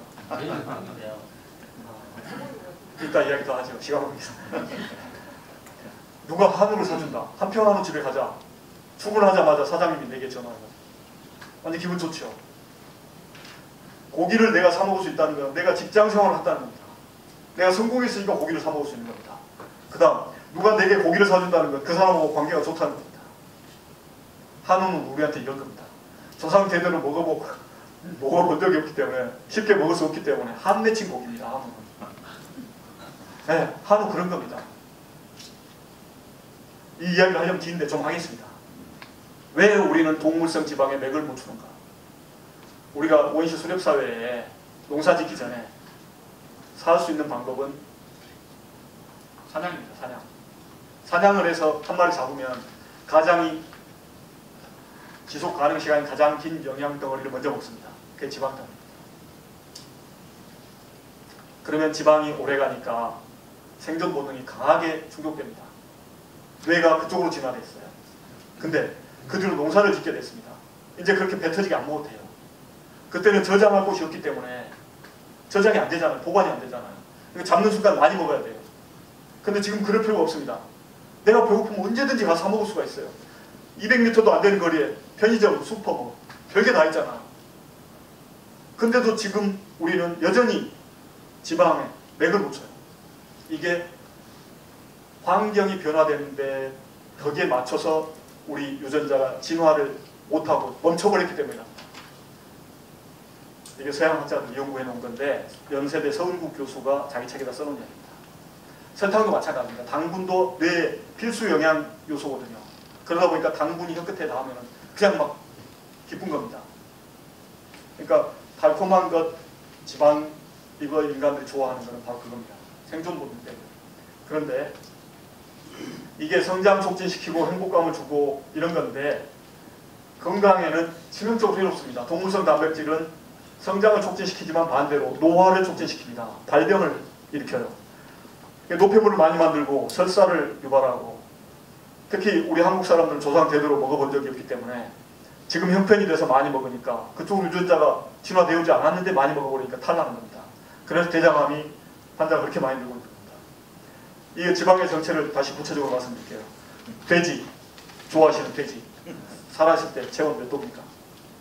사람 인체 순하고 비슷합니다. 아, 예. 더 나는 거다. 아, 예.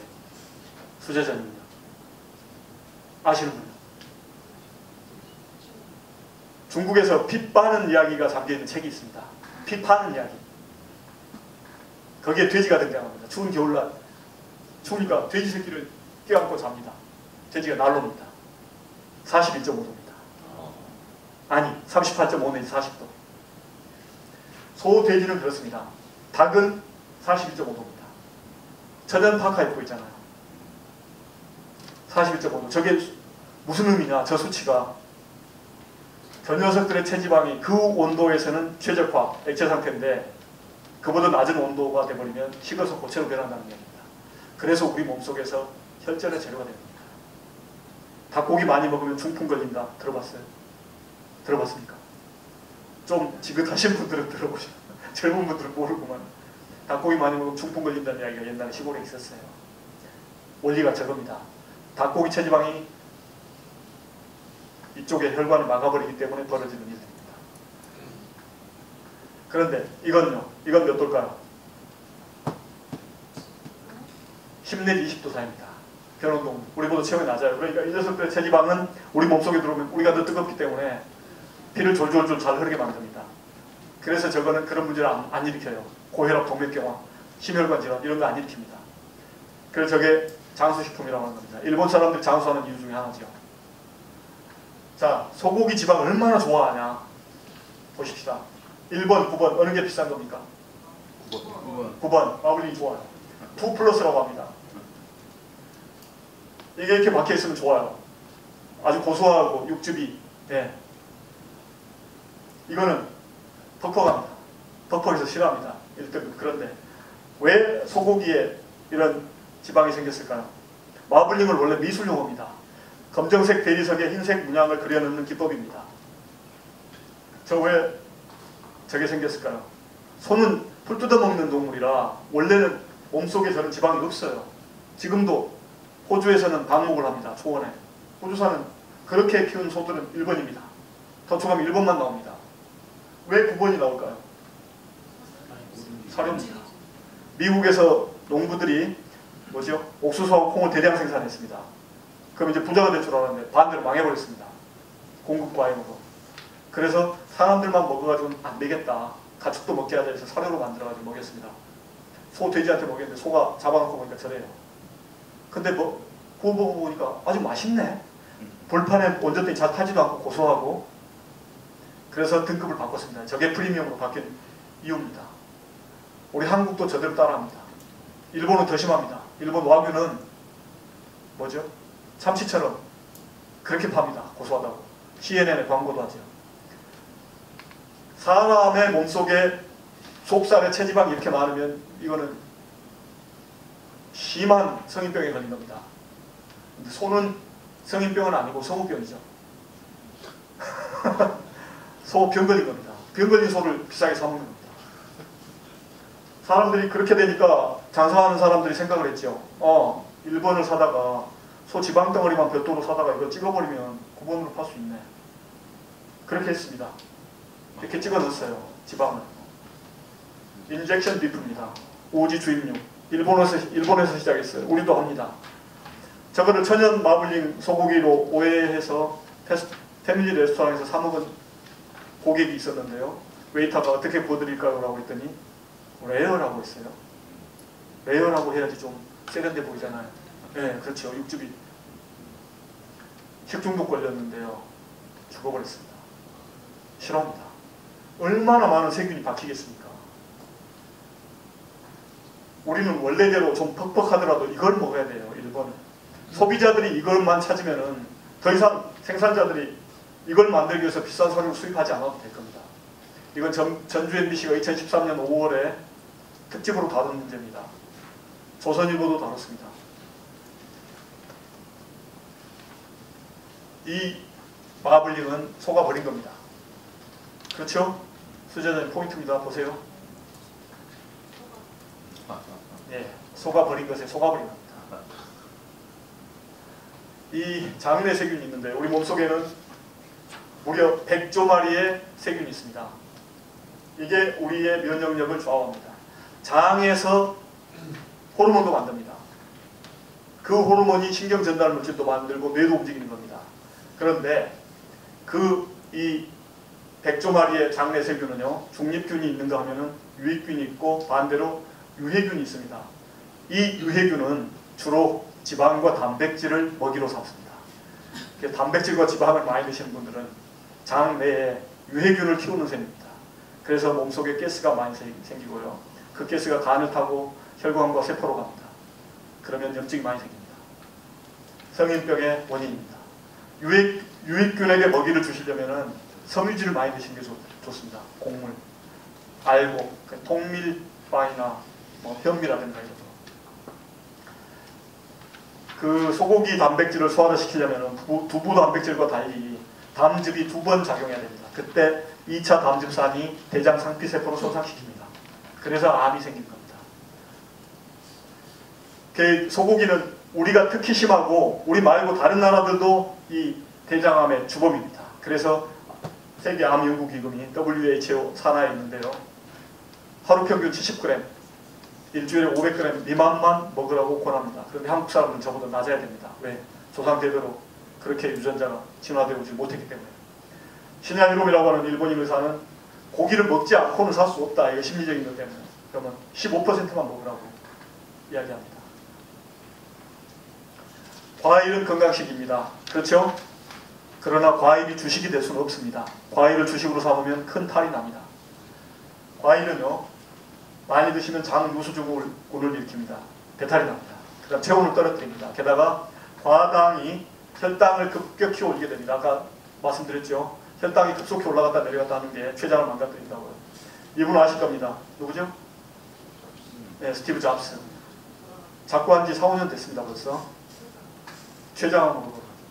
이분이 과일과 야채 위주의 식사를 주로 많이 해서 그렇게 됐다는 겁니다. 샐러드 건강식이죠? 그렇습니까? 어떻게 출제 의도가 수상합니까? 샐러드 건강식이라고들 알고 있습니다. 그런데 샐러드의 재료는 풀입니다. 풀, 야채, 베지터블. 이 야채를 프레시, 신선하게 드시라는 거지 로, 날로 드시라는 게 아닙니다. 특히 우리는 더 그렇습니다. 이것이 출발한 곳은 지중해연안입니다. 로마, 그리스 이쪽 사람들이 저거를 먹는데 그냥 먹을 수는 없잖아요. 생풀을 먹을 수는 없잖아요. 소금으로 끼얹어서 드레싱을 해서 먹었습니다. 그래서 썰트 플러스 에이드입니다. 샐러드의 어원은 썰트 플러스 에이드입니다. 그런데 이 생풀은 우리는 영양에너지로 변화시킬 수 있는 효소가 없습니다. 우리 몸속에는. 반추동물만 되새김질이 가능하고 그 효소를 갖고 있습니다. 그래서 이런 풀은 소나 염소 그런 반추동물들이 먹어야 됩니다. 우리가 먹으면 안 돼요. 게다가 아까 드레싱을 뭘로 한다고 했습니까? 소금. 그런데 설탕이 대중화되면서 소금 대신 설탕이 사용됐습니다. 맛이 월등히 좋잖아요. 근데 우리는 지금 당분을 과다 섭취하는 시대에 살고 있습니다. 저거 먹을 때까지 설탕을 끼얹어요. 저거 이름도 문제입니다. 왜 저게 설탕으로 드레싱 했는데 샐러드입니까? 슈가드죠. 슈가드 아닙니까? 너무 심각해서 웃음도 안 나옵니까? 소금이 원흉이라고 알고 있는데 이때의 소금은 나트륨입니다. 정제염을 많이 드시면, refined salt를 많이 드시면 곤란합니다. 천일염을 가지고 김치를 담궈 드시면 그런 문제 안 생깁니다. 게다가요, 소금을 너무 적게 드시는 건 더 큰 문제랍니다. 최근에 이런 게 집중적으로 연구되고 있는데요. 소금은 우리 몸속에 방부제 기능을 합니다. 그리고 호르몬을 만들어야 되고요. 소금이 없으면 안 됩니다. 적당량 드셔야 됩니다. 천일염으로 드시기 바랍니다. 우유는 완전식품입니다. 그렇죠? 또 이상해요? 예. 우유는 단백질, 지방, 칼슘, 기타 등등이 골고루 들어있어서 완벽해 보인다 라고 해서 저렇게 표현한 건데 그건 광고 카피랍니다. 우유 단백질은 카제인인데요. 성장 호르몬입니다. 급성장 호르몬. 송아지는 분만 직후에 걸어야 됩니다. 안 그러면 잡아먹히니까요. 사람은 걸을 때까지 얼마가 필요합니까? 1년 이상 필요합니다. 왜? 우리는 지적 동물이거든요. 영적인 동물이거든요. 하기 때문에 머리하고 몸이 함께 발달해야 됩니다. 머리만 먼저 발달시킬 수도 없고, 그런데 몸만 먼저 발달시켜요. 카제인을 먹을 필요가 없습니다. 우리는 카제인 소화 능력이 없어요. 한국 사람들 80%가 소화 못합니다. 그런데 학교에서 억지로 강제 급식을 합니다. 배탈 나는데도 불구하고 우유빛깔을 만들고 체격을 키우겠다고 막 국가가 강제적으로 먹입니다. 한번 생각해볼 문제입니다. 우유 단백질은 조수분, 조로를 가지고 발병까지 유발하는 겁니다. 게다가 우유 지방은 문제가 있다는 우유업자들이 다 인정하는 겁니다. 그래서 저지방 우유, 무지방 우유를 만들죠. 근데 무지방 우유가 일반 우유보다 더 비싸죠. 서양에서는 안 그렇거든요. 무지방 우유가 더 쌉니다. 빼낸 지방을 제과점, 제빵점에 팔고 그 차익만큼 소비자한테 덜 받는 겁니다. 우리는 국내 소비자한테 자동차도 더 비싸게 팔고 전화기도 더 비싸게 팔고 우유도 더 비싸게 팔고 좀 이상하지 않습니까? 당연한 겁니까? 아니, 외국식이 많아요. 예? 우리는 외국식이 많죠. 아, 외국식. 예, 그렇군요. 그래서 어떤 사람들이 이렇게까지 말합니다. 제가 읽지는 않겠습니다. 변비약이라고 하는 요구르트도 사실은 소화기관을 튼튼하게 하는 게 아니라 약간의 설사를 유발해서 변비 증상이 좋아지는 것처럼 느끼게 만드는 거라고 합니다. 우리 주식이 뭐죠? 쌀. 삼성전자 아닙니까? 삼성전자 주가는 대체로 아실 겁니다. 그런데 우리의 주식이라는 쌀에 관해서는 얼마나 아실까요? 흰색이 백미고 갈색이 흑미입니다. 검을 현자를 썼는데 실제로 블랙이 아니고 브라운으로 와 있습니다. 그런데 별을 수확하고 이제 도정을 합니다. 그러면 저렇게 몇 분도라고 분류를 합니다. 5분도면은 뭡니까? 5분도면 아시는 분? 별을 도정을 할 때 겉껍질만 벗긴 것이 혐입니다. 그게 0분도입니다. 그 기준점입니다.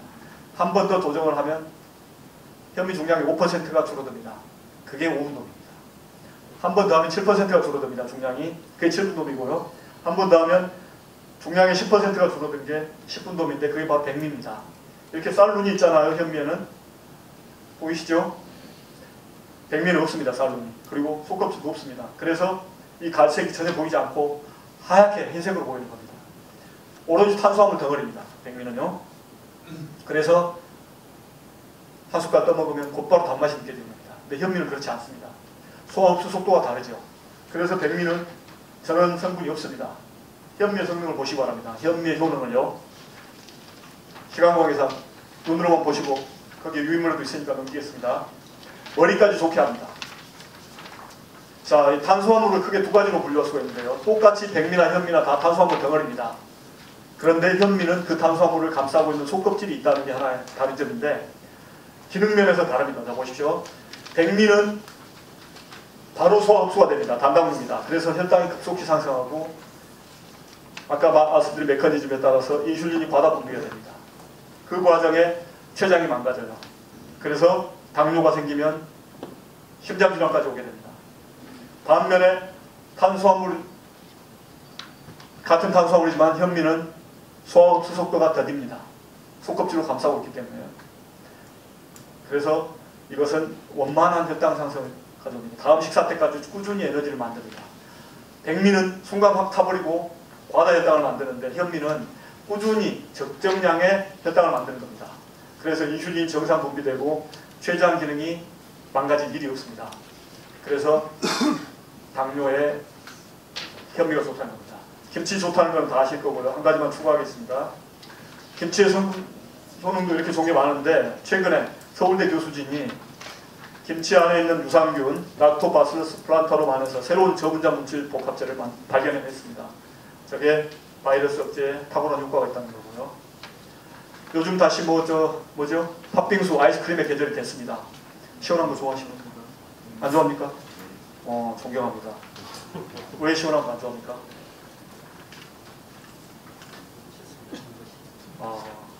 오래 사시겠습니다.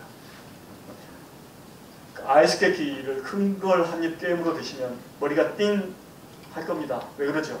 왜 그렇습니까? 뇌혈관이 갑자기 수축되기 때문입니다. 찬 걸 드시면 입, 소장, 식도, 위장, 소장, 대장이 다 얼어붙습니다. 혈관이 수축돼요.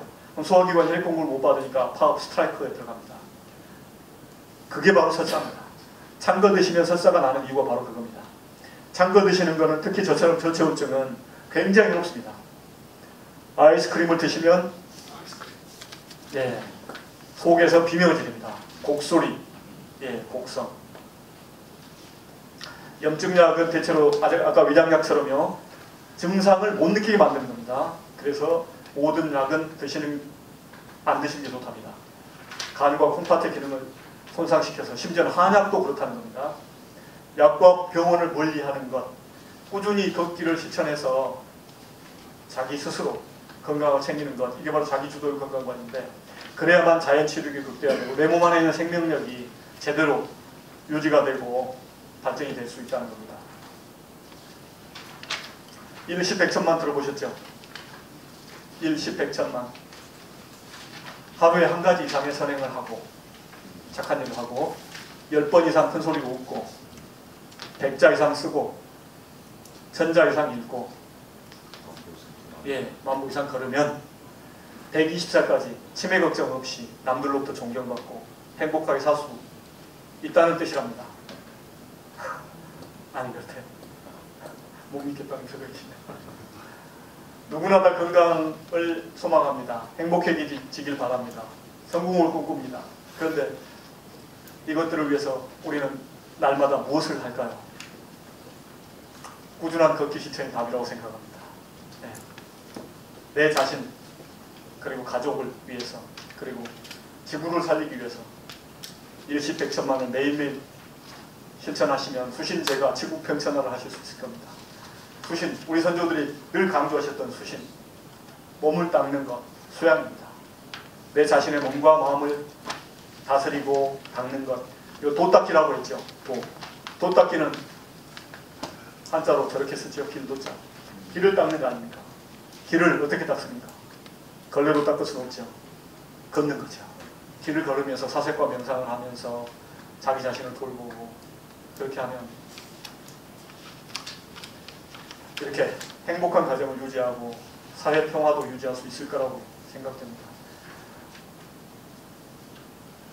걸을 때 이런 것들을 좀 생각해 보면서 걸으면 좋겠습니다. 그리고 장소를 따지지 말고 세평 공간 안에서 스크린 골프를 할 수도 있는 것처럼 우리 동네에서도 무릉도원이라고 생각하고 우리 동네가 제주 올레길이다라고 생각하고 그렇게 걸으면 아주 좁은 공간에서도 스크린 워킹을 할 수 있다고 생각됩니다.